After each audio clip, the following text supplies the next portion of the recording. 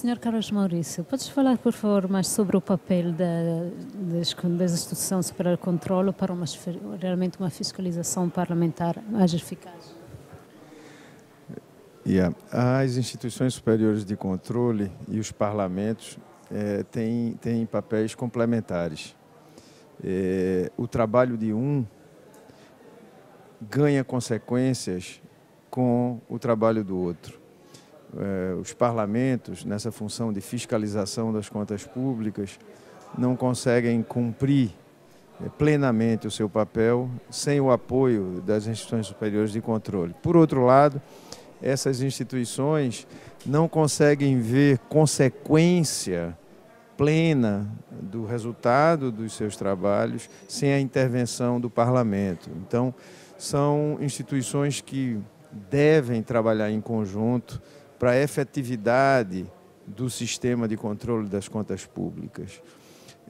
Nos nossos países de língua oficial portuguesa, nós temos um modelo de instituição superior de controle, que é o modelo de Tribunal de Contas, que tem origem na Europa continental, marcado por, digamos, uma maior complexidade no processo de auditoria, porque não se esgota na elaboração de um relatório de auditoria, tem uma fase seguinte, que é a fase do julgamento, que envolve todo um conjunto de procedimentos complexos e muitas vezes extremamente burocratizados, que trazem ainda mais complexidade a esse trabalho.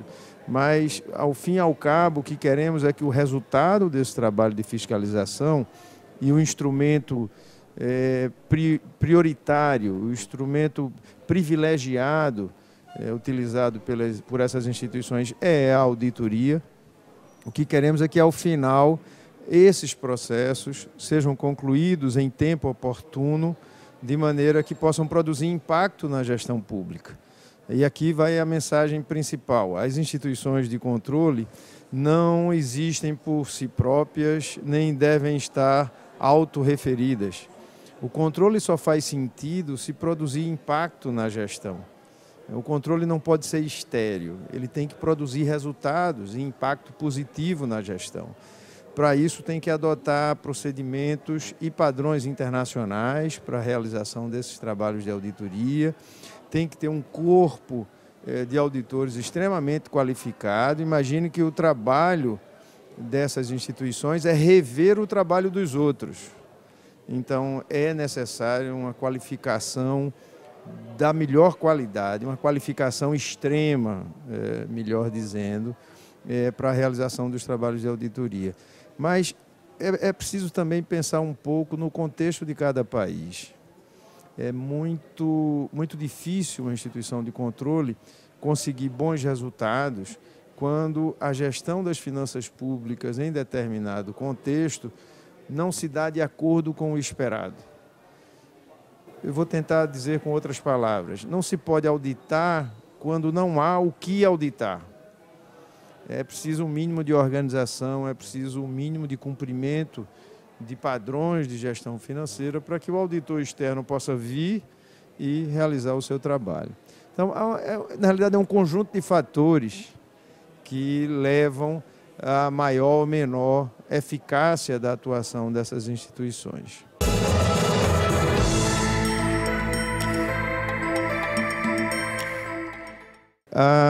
A INTOSAI, que é a Associação Internacional das Instituições Superiores de Controle, é a segunda maior organização do mundo, só atrás das Nações Unidas, tem 193 membros, a INTOSAI.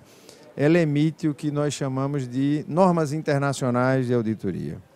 E a INTOSAI também desenvolveu uma ferramenta que é um quadro de avaliação de desempenho dessas instituições de controle. Porque é muito difícil dizer o que é um bom desempenho de um tribunal de contas.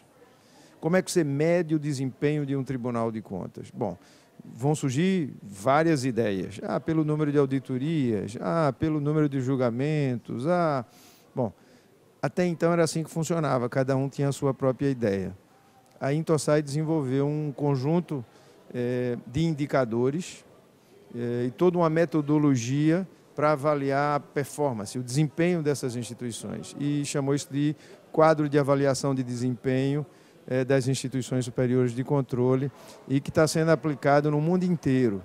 Então, eu diria que esse é um bom parâmetro para olharmos quais são os fatores decisivos, quais são os fatores de sucesso para um bom desempenho da instituição de controle. E aí, se olharmos para esse padrão da Intosai, vamos ver que não se resume à questão das auditorias, não se resume apenas a adotar normas e padrões para a realização das auditorias. Tem todo um contexto, antes de mais nada.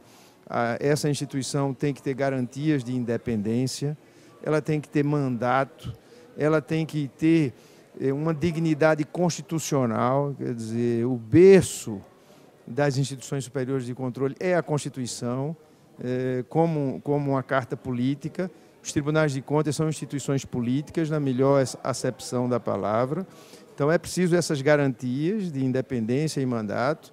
É preciso um conjunto de fatores internos, que tem a ver com planificação estratégica, que tem a ver com gestão de recursos humanos, que tem a ver como a própria instituição gere as suas finanças, como ela se relaciona com o público, quer dizer, toda essa questão de comunicação e de interação com os atores estratégicos, e também a parte de auditorias. Quer dizer, tudo isso junto conduz a resultados que vão desaguar, e assim é que se espera, na melhoria das condições de vida do cidadão. Essa é uma coisa muito difícil.